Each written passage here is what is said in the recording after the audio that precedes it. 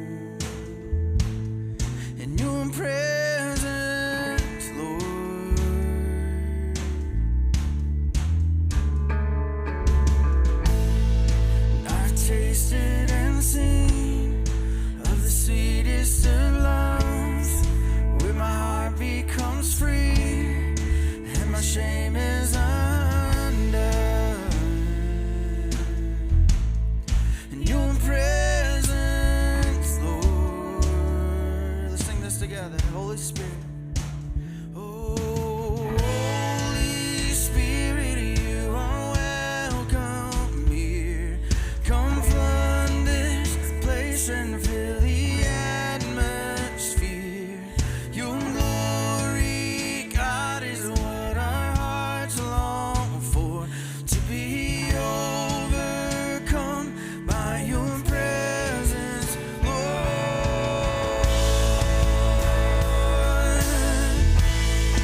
Your presence, Lord. There's nothing worth more. There's nothing worth more that will ever come close. Nothing can compare. You're our living hope. Your presence, Lord.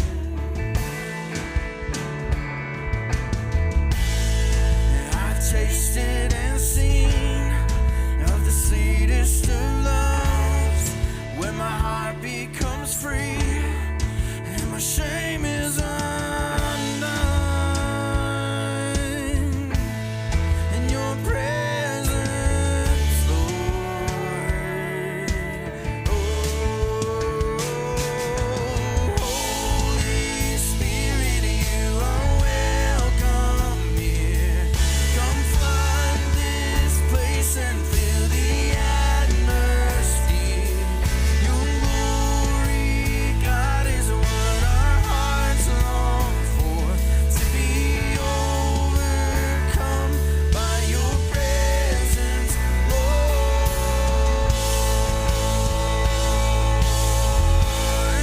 Your presence, Lord. Your presence, Lord. Your presence,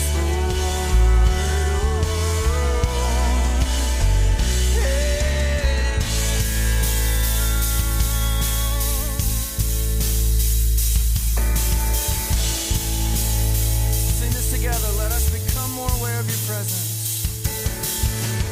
Let us become more aware of your presence. Let us experience the glory of your goodness. Let us become more aware of your presence. Let us experience the glory of your goodness. Let us become more aware of your presence. Let us experience the glory of your goodness, Lord.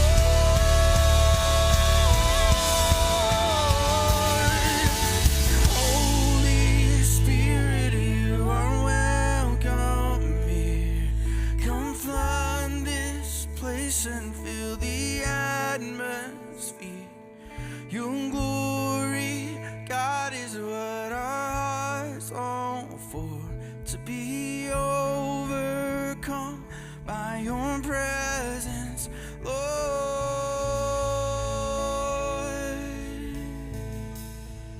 Your presence, Lord. Your presence, Lord. Your presence, Lord. Oh, your presence, Lord. Your presence.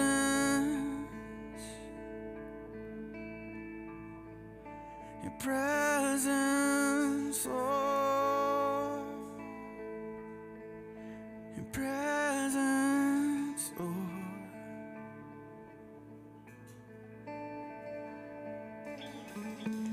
Unreserved, unrestrained, your love is wild. Your love is wild for me. It isn't shy, it's unashamed.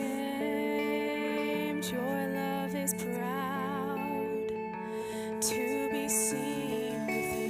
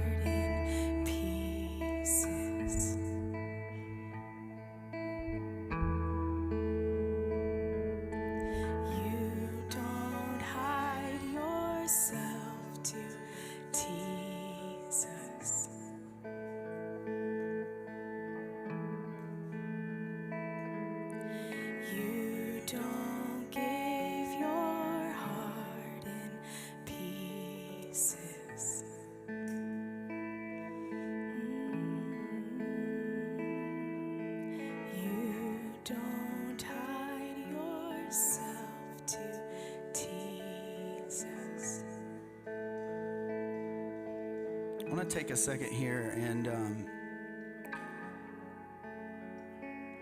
allow you to maybe to think about all of the ways in which you have perceived God. For me, this song hits in so many places where maybe I haven't said it, but it hits on the things that I feel about God. Why is Scripture so unclear? Is God teasing us? Why not just say what you mean?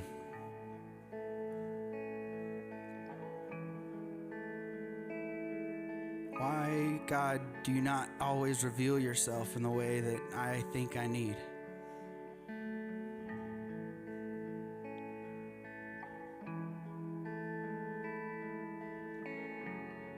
The book of Psalms is riddled with these questions, and I don't think they go away. I think a lot of us show up here with similar feelings and maybe no place to articulate them.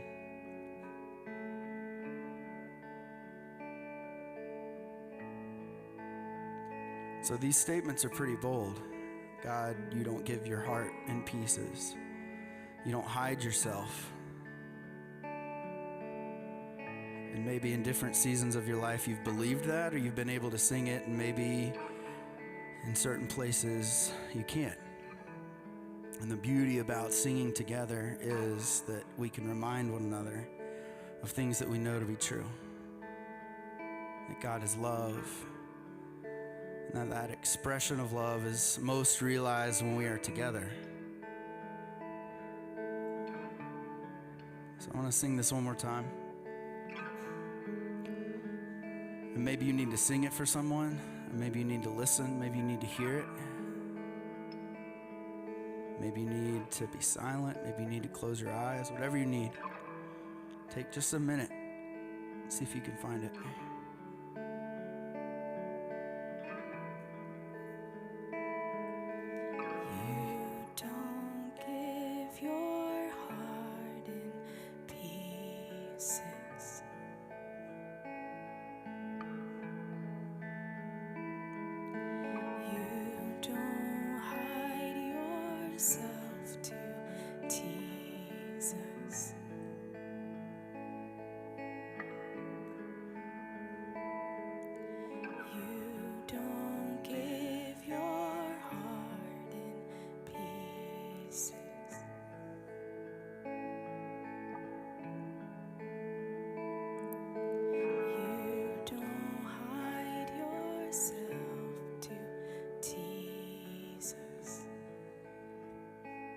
God, wherever you are right now, seemingly close, seemingly far away, God, may we be open to you near us, in us, through us. May the next few moments be exactly what we need. In your name, amen. You can be seated.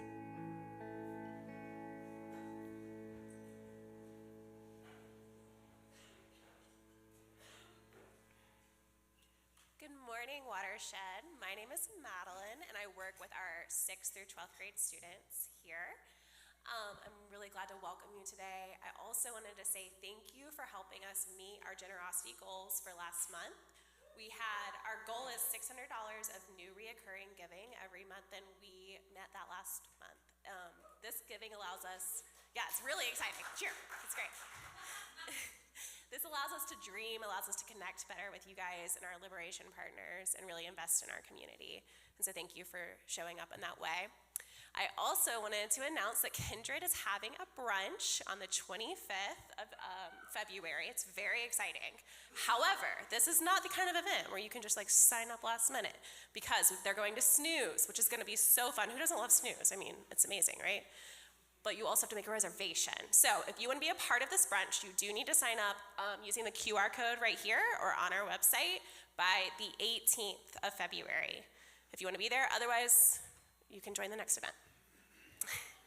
And then also I wanted to announce that our students are going to camp this summer. It's going to be amazing. I'm a really big camp fan. If you've ever met me, you would know that. We are partnering with an organization called Carolina Cross Connection, and we are going on a trip in July. We're going to Wilkesboro, North Carolina. We're going to stay in a school. We're going to serve in the high country community of like Wilkes County and the surrounding counties. And it'll be like a mission trip meets like a camp experience. So they'll be like working during the day and building stuff, and then at night having fun, playing games, building community. If you want your student to go to this, we also need that registration by the 18th of February because spots are limited. And so there's a $100 down payment that goes with that. If you have any questions about money and payments, you can come talk to me after the service. I'll be in the basement or just like kind of wandering around. But I really want your student to go. Don't let money hold you back. We can figure that out, but it's gonna be really fun and we love camp. So I also want to welcome my friend Tommy up to the stage. Tommy is going to share with us their experience with Black History Month through a poem and some reflections.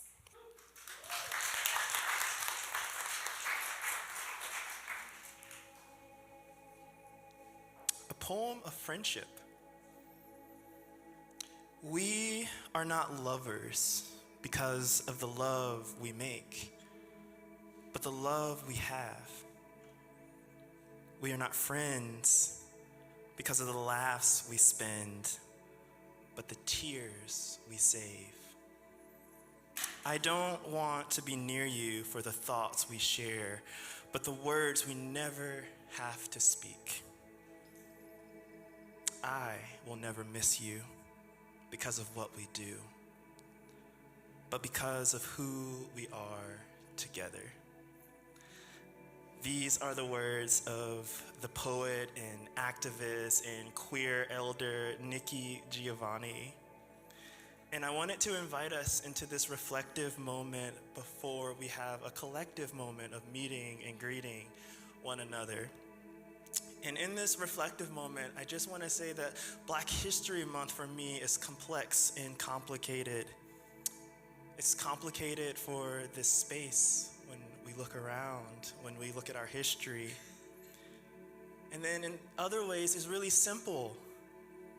It's about love and joy and peace and liberation, held together by a relationship, by community. And so how might we be in community together as we reflect on Black History Month? I want to leave you with 3 different ways that actually connect back to Watershed's pathways of liberation, reclamation, and transformation. And so Howard Thurman often talked about the common good in his work, who held up civil rights leaders from a spiritual perspective. And the common good was the power of people to love, to act together, to overcome difference, oppression, and exploitation, to root into connection, organization, and movement from a place of collaboration, solidarity, and at times unity. This reclamation, this education, this memory, remembering. In Black History Month, we get this opportunity to remember. This is a practice or ritual of passing down knowledge and culture, teaching and education. In memory, for us humans, is contained the keys to life. And lastly, we're familiar here with this term metanoia, and that speaks to transformation, to think about one's thinking, to rethink or to make our minds over. And so we're invited to remember and to mindfulness about our actions and our interactions, and to interdependence, not because Black history is not all of our history, but so that we can remember and plot our path forward in friendship and connection and relationship. We are not lovers because of the love we make, but the love we have. We are not friends because of the laughs we spend, but the tears we save. I don't want to be near you for the thoughts we share, but the words we never have to speak. And I will never miss you because of what we do, but who we are together. So now I invite you to see and to greet each other, however that needs to happen for you as we build community. Welcome to Watershed, everybody.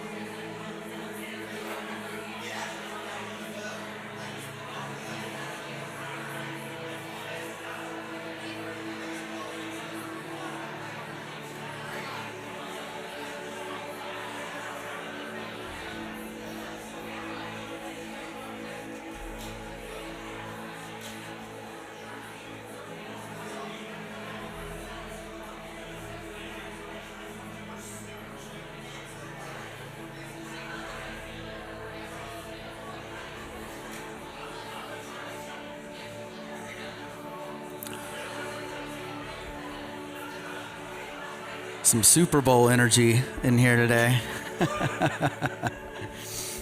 We're wrapping up a series called If These Walls Could Talk, and it's kind of a little bit of a look back at kind of how we got here and some of the shaping ideas and theologies that kind of brought us to this place here in February, Super Bowl Sunday of 2024.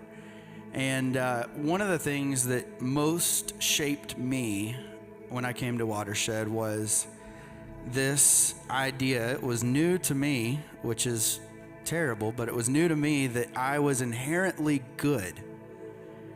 That the spark in me, that the divine spark in me was good. That I wasn't inherently bad. For my whole life, I had been trying to find ways to not be bad. And if you're always looking for ways to not be bad, you're going to be focused on what's wrong with you, what's bad about you. And that starts to take over. And so this idea that somehow the divine spark is maybe more powerful or more apparent or more divine than this inherent badness that I was told I had for so long. Changed everything. It changed the way that I see other people. It changed the way that I hear others talk. It changed the way that I see my enemy. The line about loving your enemies was like, oh, that's actually possible now. There's something in them that reflects the divine. It's interesting. So this song kind of speaks to that part. This idea that we are inherently good, and we all do some really jacked up stuff, but that the divine reflection in us is good. So maybe you know that, maybe you believe it, maybe you don't know it, maybe you don't believe it, maybe you're wrestling with it, maybe you need a minute. again, whatever you need in the next few moments. See if you can find it.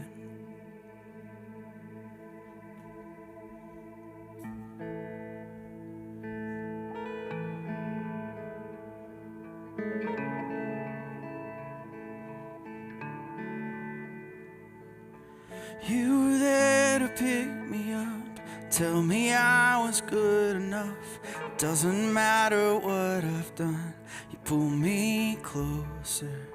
The highs and lows and in-betweens, you're the one that's there for me. When I hurt and when I bleed, you make it better. You make it better. You will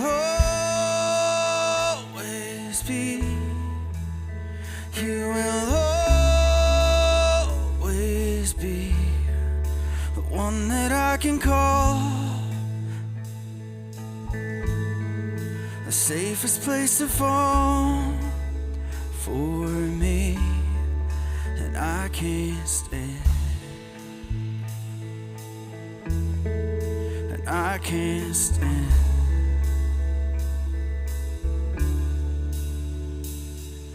You always find the best in me. The time is hiding underneath every insecurity that I can't cover. I can leave them at the door. You never need me to be more than who I am if I am yours, and I am yours now. I am yours now. You will always be. You will always be the one that I can call, the safest place to fall for me. And you will always be. You will always be the one that I can call, the safest place to fall for me, and I can't stand. When you feel a little lost now, don't remember who you are now, you can run into my arms. You can fall on me. I ain't ever gonna leave you, so don't keep another secret. Oh, your tears aren't a weakness. You can fall on me. When you feel a little lost now, don't remember who you are now, can't run to my arms. You can fall on me. I ain't never gonna leave you, so don't keep another secret. Oh, your tears aren't a weakness. You can fall on me. You will always be. You will always be the one that I can call, the safest place to fall for me. You will always be. You will always be the one that I can call, the safest place to fall for me when I can't stand. I can't stand. Oh, I can't stand. I can't stand.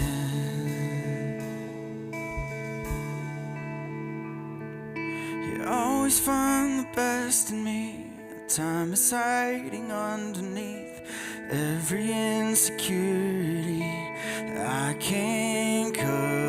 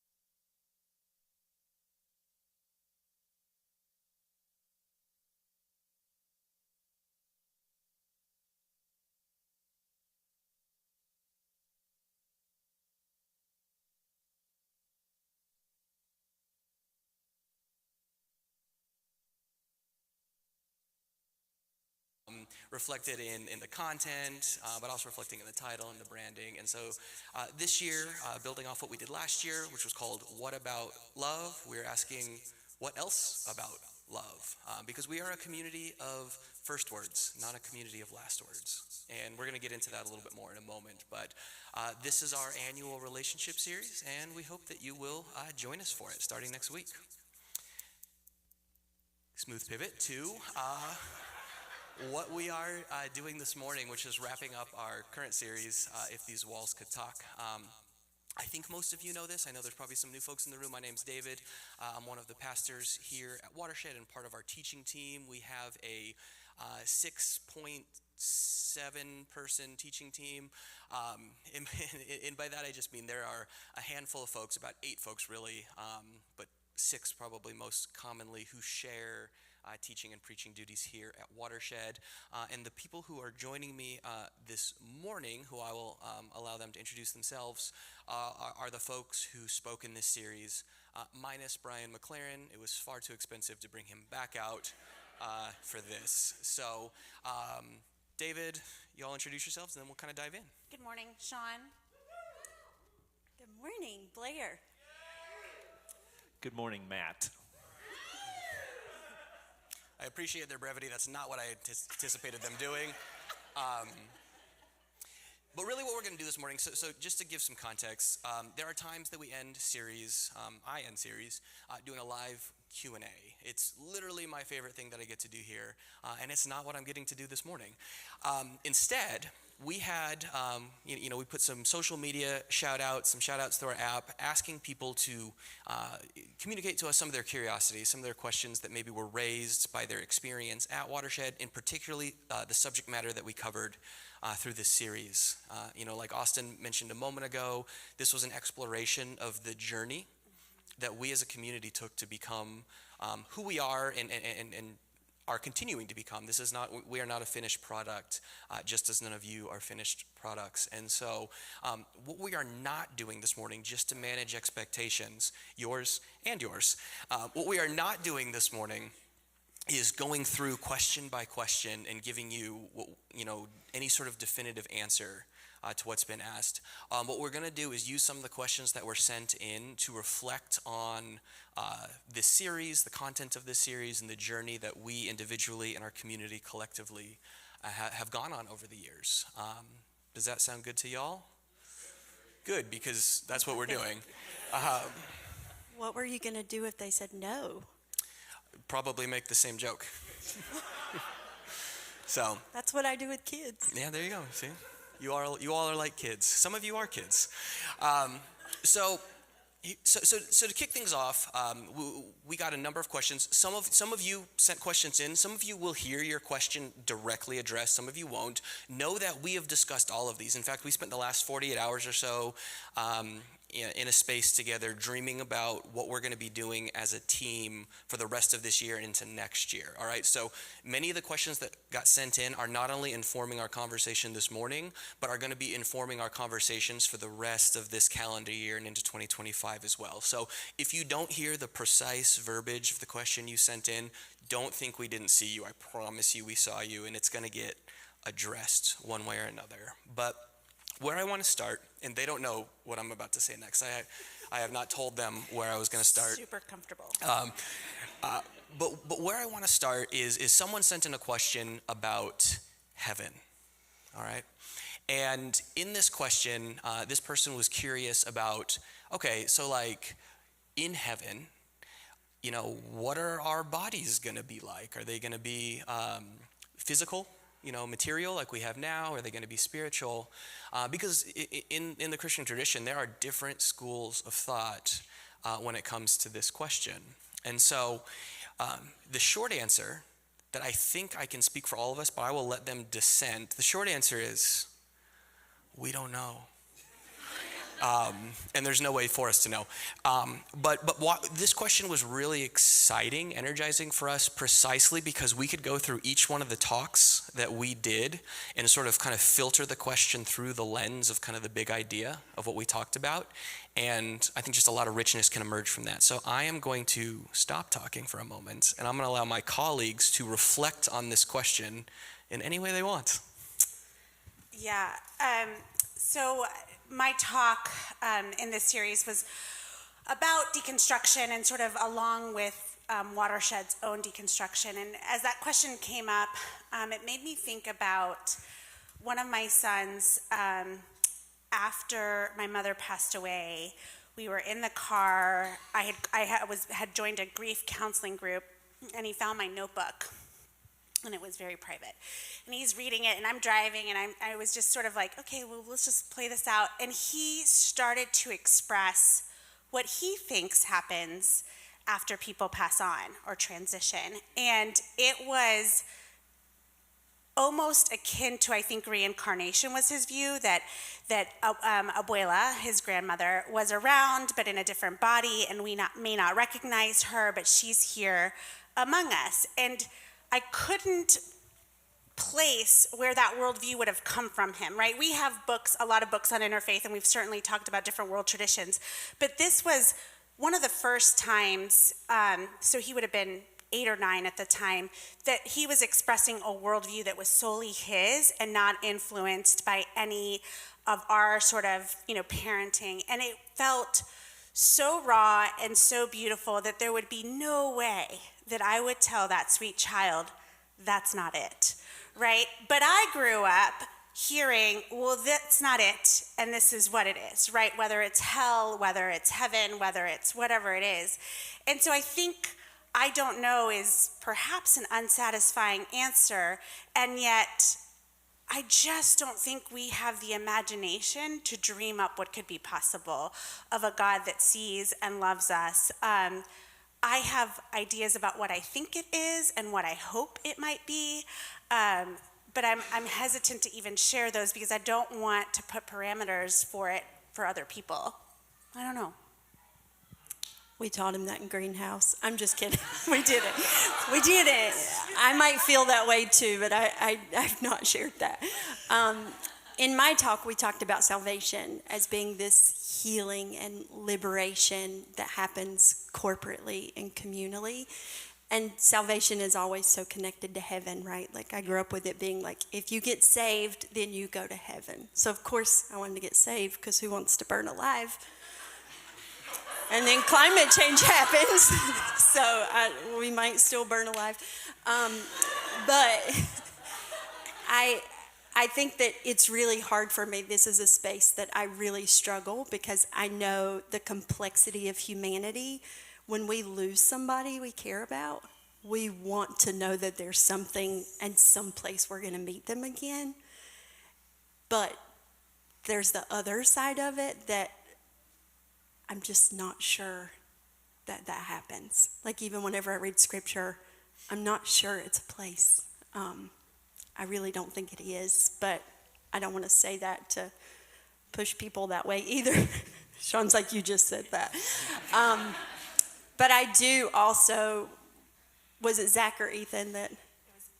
So Ethan sharing that, I think that there's really beautiful parts of that. And as we come up on Ash Wednesday this week, you come from dust, and to dust you shall return. And so there's something with that, I think, that there's some really cyclical earth-like beauty of life. Yeah, I'm not sure how to follow all that up. That was really good. My week, I spent time talking about various views of God, like how we show up to the conversation, and really spent the first part of that talk describing a way of understanding God where there was a lot of separation, a lot of anxiety around making sure that somehow we ordered our world in such a way that God would accept us and love us, and we could go. Either that gap is closed here in our lives, our physical lives, as well as our post-physical life, and I think I don't think the Bible even agrees with itself on this. Like it's all over the map, and it's almost like an evolving conversation. But if anything Jesus has to say about this matters, he was constantly pointing to this integrative approach that there's a oneness that we are invited to experience when you begin to wrestle with the divine. So much like Sean has experienced, I lost a parent a couple of years ago, and I remember as my dad, JR was his name, was moving towards his last hours. I've had my kids look at me and say, "What should I expect?" And to have your dad look at you and say, "What should I expect?" And being in a place where I had a very clear answer for that 10 years ago, and just being able to be honest about I don't know, but seemed to be really helpful for him. And it was I don't know, but I have to believe, and I think it's a good idea to trust, Dad, that in the moments of your life where you have felt completely held together, where you have felt this sense of compassion and love, where grace extended beyond anything that you could perform your way into, I think it's safe to trust that whatever is in the next life, beyond your last breath, that's the thing you can hold true to. That's the thing I'm holding true to, and you're going to be okay. So that would be my response. Yeah. Didn't they do a great job? Basically, yeah, that was nice. So just to make some connections here. So you heard a diversity of responses, honest responses. You know, Matt alluded to the fact that the Bible itself has a diversity of responses. I mean, I can anticipate, some former colleagues of mine. What does the Bible say? Well, how much time do you have? Well, in Mark versus in Matthew. I mean, those are just resurrection accounts, and we have 4 very different resurrection accounts, to say nothing of the fact that, is that even what we're thinking about, or is that even the category that we need to be examining when it comes to questions of eternity and the afterlife? A version of what we got from all 3 of them is well, I can say with some confidence what it's not. It's not eternal conscious torment. It's not burning. It's not, fill in the blank of what many of you may have been given as a means of even well-intentioned behavioral manipulation and scaring you towards a particular path, which again, I want to, this isn't so either or, like those are villains who told you that. Like, those were probably parents who were worried about your eternal security, and they had been handed something. So there's some nuance here, and there's some grace here. Just to sort of build on this momentum, that was a question about belief. That was a question about doctrine. That was a question about, what do we think? And then by extension, what do we do? But there's also questions that we got about practice, about ritual, about sacrament. One in particular, and this question has plagued us for at least 5 years, if not more. I mean, okay, so it's a question about baptism, just to kind of skip to the end. But, so I have been part of this community in some capacity for going on 8 years. I've been on staff for over 5 of those. Just cards on the table, we have not done a baptism in that time. Yeah, I can't remember the last time. Yeah, and so what I'm going to invite them to riff on now, again, they didn't, is when it comes to practice, and you can look at the, like the big tentpole ones, baptism, Eucharist, communion, or even kind of more day-to-day things like prayer, meditation, silence, just anything that is your field to play on today. These are your Swifties. So what? No one is walking out. No one is walking out. But no. Let's talk about what we're thinking about practice, about ritual, about sacrament, things like that. I think it's you. It's me? What? I don't know if he knows that reference.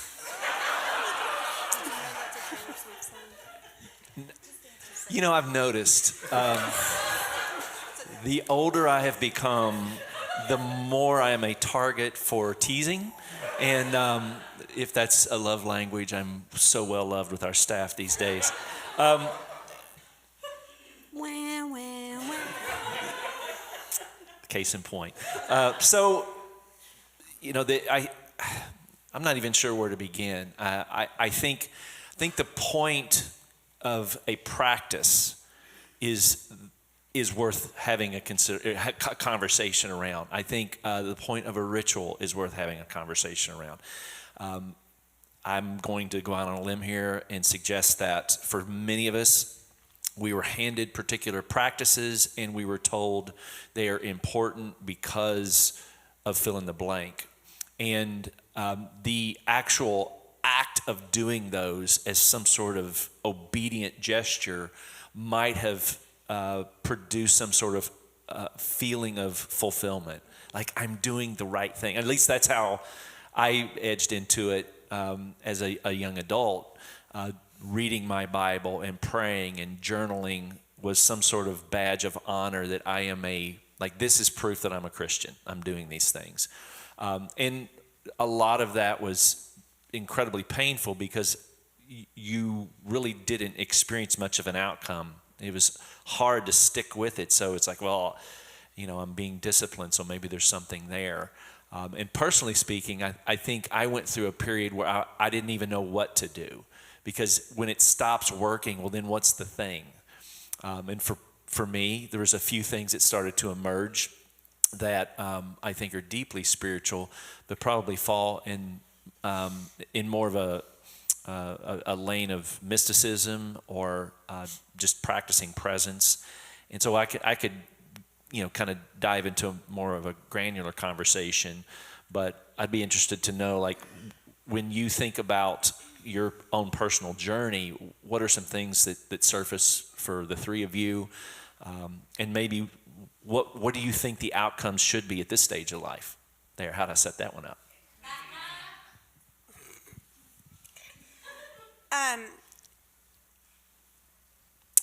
I think that practice is a tool that can get you closer to the divine. And I think that in some spaces, secular or not, the practice cannot become the thing that it's trying to support or bring you closer to. So as a tradition, I grew up praying the rosary. There were definitely times when I dialed that in. There are times when I still pray the rosary that allows me a connection to the divine. I can make that absent of anything real, or I can make that a connector. I think a lot of those sort of sacraments or traditions or rituals fall into that space. And I think, again, thinking about particularly the lens that I was talking about in this series, I think sometimes we don't know what to do with that, right? If I'm not going to call myself a Catholic anymore, what do I do with my rosary? And do I have to give that up? Do I have to put that in a closet and hide that? Can I still sing the old baptismal hymns that my old church sang that are problematic, but that I still feel something warm and fuzzy towards? And that, I think, is part of what it means to deconstruct and reconstruct, and you don't have to throw it all out. And there are ways of reclaiming those things in beautiful expressions of what it means to be in relationship with God, the divine, however you want to define it, right? Where this morning, our whole sort of volunteer staff, we danced to Usher. That happened. I left Not the room. you left the room. But in that moment, it was a moment of communion and community, right? That dance was a connector. And so I think there's ways in which we don't have to, throw out baby Jesus with the bathwater, but what does it mean to think about those traditions, right? Throw it all. I've seen that happen, right? Like, I don't want to put my manger out at Christmas, or I'm going to put these things away. I grew up, my room had a poster of the Sacred Heart of Jesus, which is not an unviolent image, above my bed growing up. What do I do with that, right? So I think that's part for me of how I reconcile ritual, tradition, sacraments. I talked about this a little bit the week I was teaching, this idea of spiral learning, where you go deeper instead of like stay in the shallow end but move from side to side.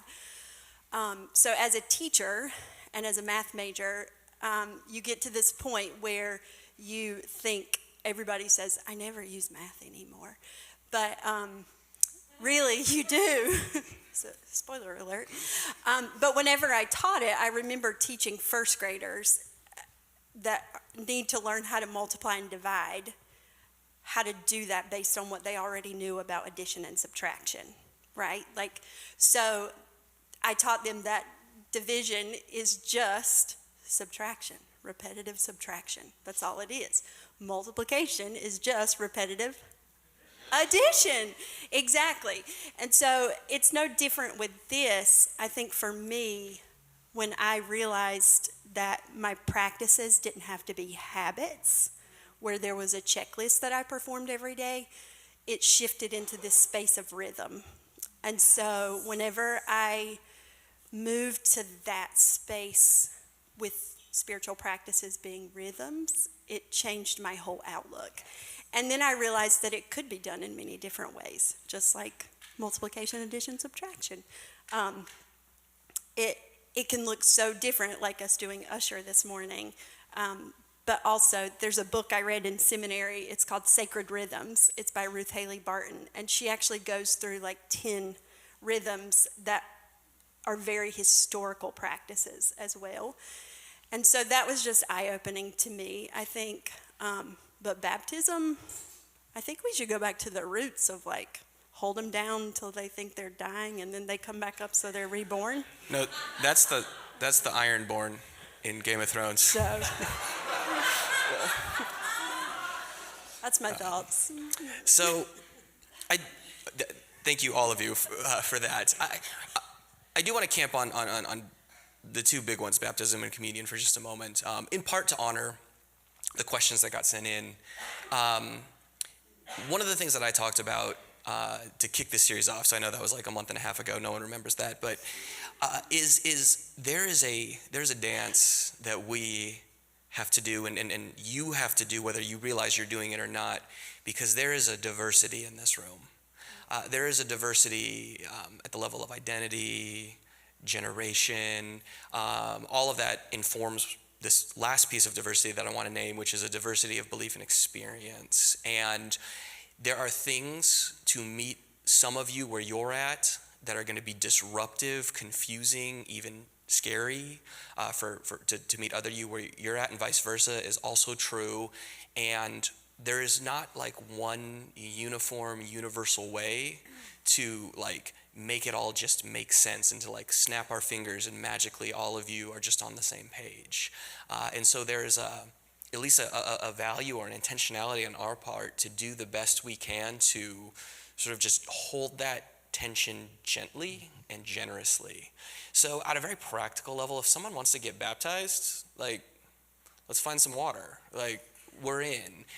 Contextually, that can be hard for us. I mean, if you think about baptism, like Blair said, at its roots, not the Game of Thrones version, but the biblical version.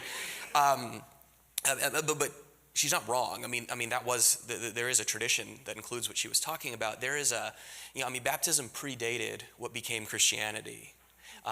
It existed already. Like John, who was not a Baptist, that wasn't a thing then. John the Baptizer, probably an Essene, which was a sect of Jewish belief, because Judaism was not one monolithic thing back then, just like it is not one monolithic thing now. So there was diversity and competitive belief and practice back then, even before Jesus himself came onto the scene.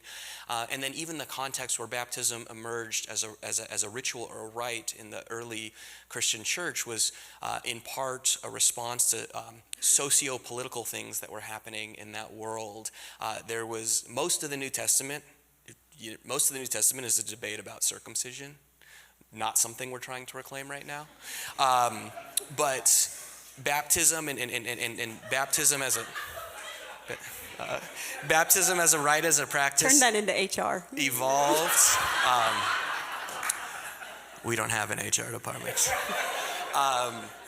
But it evolved in relation to that practice, and what does it look like to maintain a Jewish identity, and how are Gentiles integrated and things like that. And so what it would mean for us now doesn't fit cleanly into what it meant for us then, or what it meant for them back then. And we can't just bring their worldview and their way of being in the world to here. That wouldn't do justice to it. There's a translation or reclamation process that needs to happen.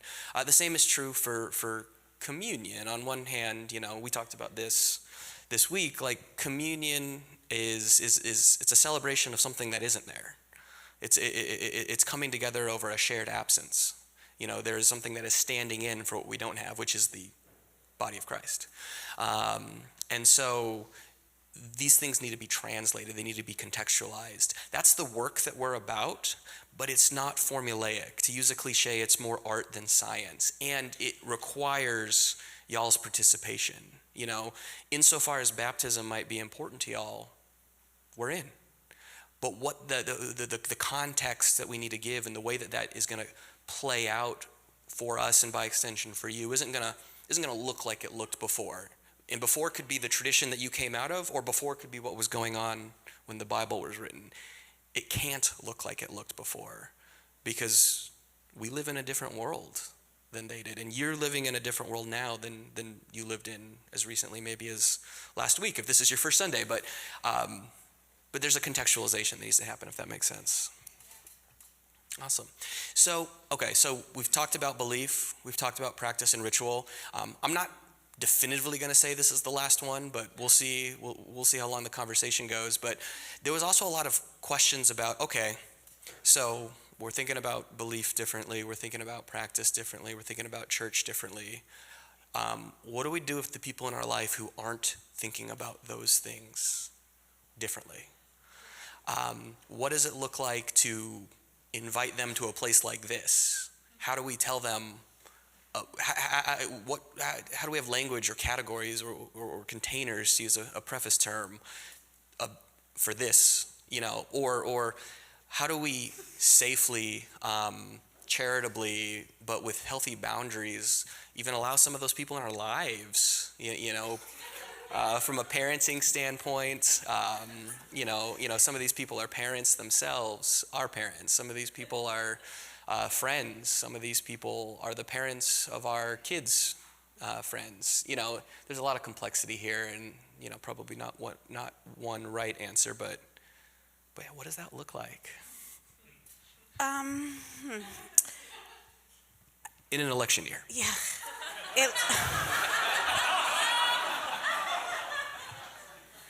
It's hard. I will say this. I have to abide in the tension of opposing truths all the time. I never reconciled that with my mother, and she would never step into a place like this, and that is okay.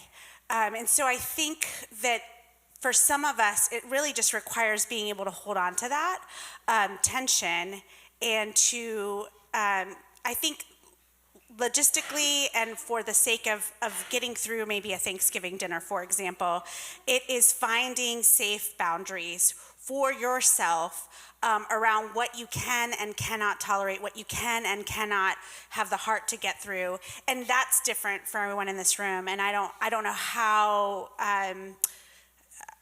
maybe we should have had a counselor up here. What litmus test we can Kim give is sleeping. you. To help you get through that, right? That has been something that I have had to work through, just had to work through. And I think that there is something that's beautiful about the invitation to join this space. But if they say no, there is I don't know, that's such a hard question. And I tried to give them the mic first, and neither one of them would take it. Oh, now? Everything she said.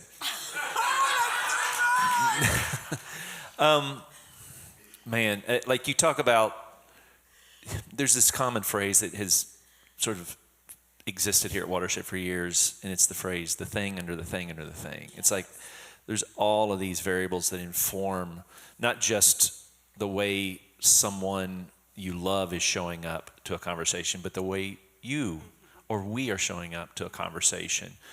And so, a couple of things surface for me in this. There's this invitation to be some sort of presence of love. If we really do believe that what Jesus said about loving your neighbor, and that in love we know God, and in God we know love. But that's easier said than done, of course. And there's also, Jesus kind of pointed to this with his disciples as they were pointing to a world that didn't work for everyone.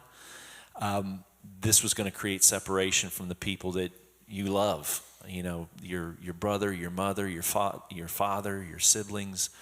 And so at some level, it is the thing you sign up for anytime the status quo that you were a part of no longer works, and you have to be honest about that moving forward. There have been times here at Watershed where I think we have threaded that needle in such a beautiful way, and even times here when we haven't. So, the thing that comes to mind is, man, like who's your people? Like, who are the people around you that kind of understand the journey that you're going on, because they might be the best support system for you. There's the idea that, making sure that your oxygen mask is on first if you're going to be in turbulent skies. So there's no like one magic bullet in answering this. I do want to express enormous amounts of gratitude for those of you who take the risk of exposing your family and friends to Watershed. It is such, because I know what's going on. You're like, there's this thing that I'm excited about, and I just wish you could just taste it a little bit. And oh dear God, it's going to scare them to death, and it's going to create all this animosity. So I wanted to make sure I name just like you're seen in all of that. There's not a person in on this stage that hasn't gone through what you're describing or isn't currently going through that. I mean, I would just look at them and be like, don't you want to come to church with me? I'm just kidding.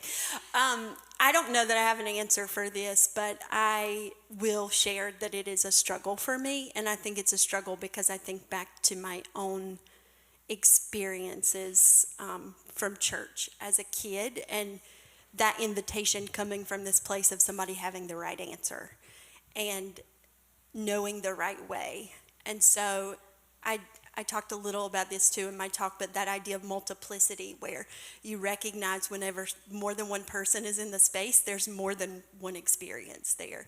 And so this is one of those things where it's really hard for me, because I also, in essentials unity and in non-essentials charity, I believe that essentials-wise, maybe they have the same idea, people that just do it differently. The practice is different.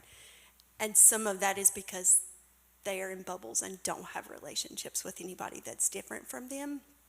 And so I just feel a lot of empathy, and I really wrestle and struggle, but I never want to be that person that invites somebody to change them or to convert them, because that's no different from what I grew up in. It's just the opposite end of the spectrum. And so that's my tension for sure. Yeah, I want to piggyback specifically off what Blair said. So I'm going to use a churchy word here that I think is pertinent. That's idolatry. There's just a deeply human tendency to, whether we're conscious of it or not, to identify the thing that we think is going to make it all okay. And just to be oversimplistic and kind of stereotype, people of a more conservative persuasion, whatever that means, oftentimes what they are trying to conserve is a nostalgic misremembering of the way they think things used to be and never were. But we can be addicted to that. And so we are trying to go back, to use more biblical language, kind of, if we can just go back to Eden. But there is a equally insidious progressive idolatry that I have. That that says if we can just go forward to fill in the blank, and this can be relational, it can be vocational, it can be communal.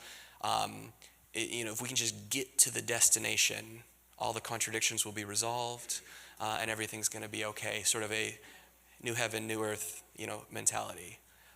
Also not true. And that doesn't mean that, we have to exist in some sort of like perfect Zen balance in the middle, as if like moderation is going to save us either. The takeaway is not to find the right balance.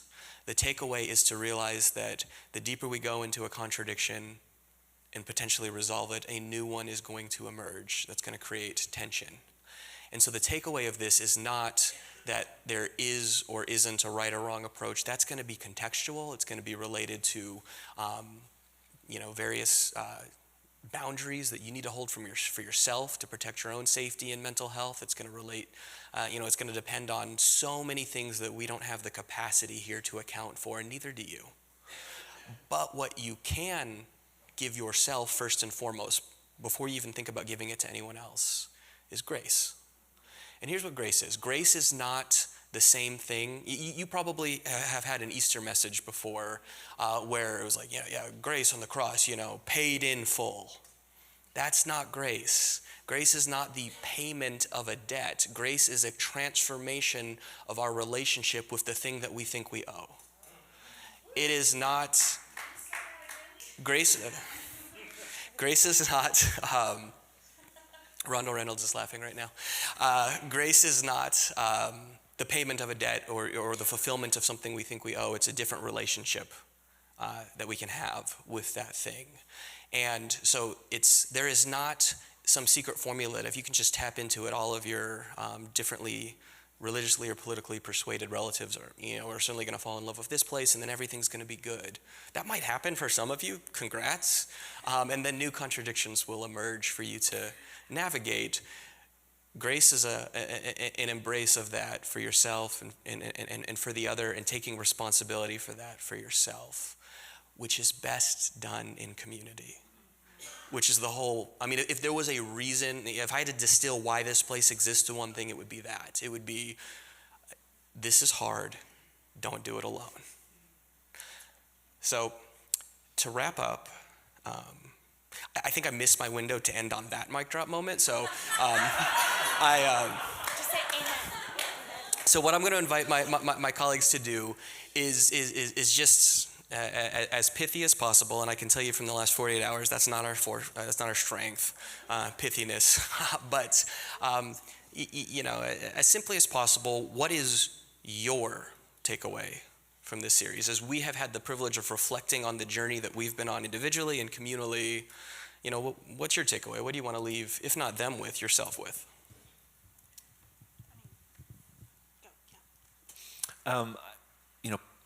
This series was born out of the realization that so many conversations have been happening for 18 years. And there was this notion of we need people to understand that this hasn't always existed, and that they're invited not just to be oriented around some of the things that we've said, but to be given permission to journey themselves and to add to the conversation.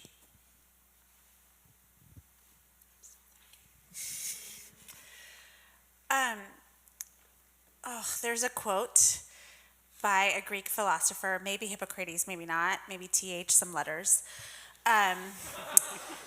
Not Pocahontas. You can't step in the same river twice. That's the quote. Watershed has been that river for me. Every time I try to step into it, it is different, and that is not a bad thing. And I think my faith journey is the same. I cannot step into the same river twice. You had the philosopher right the first time. I don't have any philosopher quotes. I think what came from this for me was the complexity of all of us, and that there's still healing that's happening and liberation that's happening in this space individually, and hopefully that will ripple out corporately in our world. And I'm going to shock you all and close with a prayer. If you don't know why that's shocking, it's You will. But no, it's maybe not what you were anticipating from as a prayer, from a prayer perspective. I'm going to read a prayer. I did not write this prayer. This is called the Oscar Romero prayer. It was not written by Oscar Romero. It was written on his behalf after he was killed. I have read this prayer to close sermons more often than I can remember.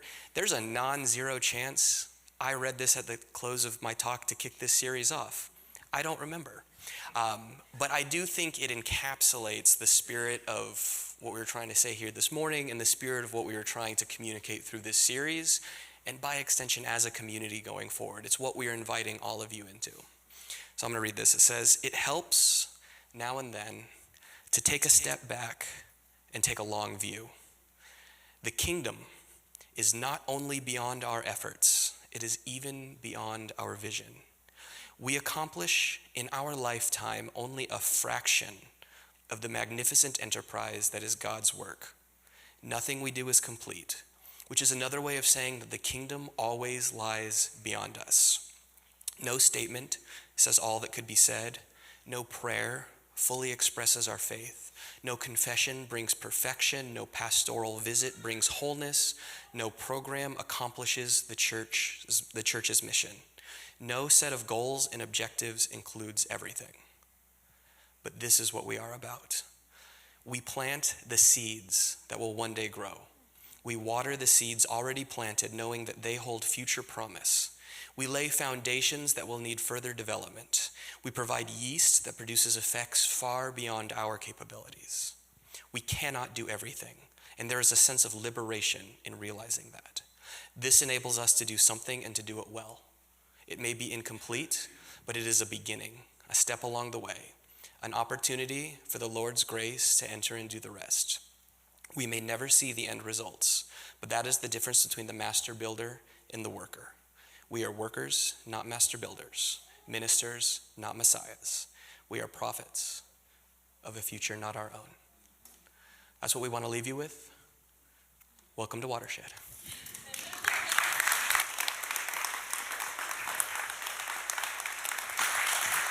That's also the end of the service. So yeah, there's not going to be a song. Linger. We'll be in the back. We'd love to meet you. Hope to see you next week as we kick off our new series. Thanks.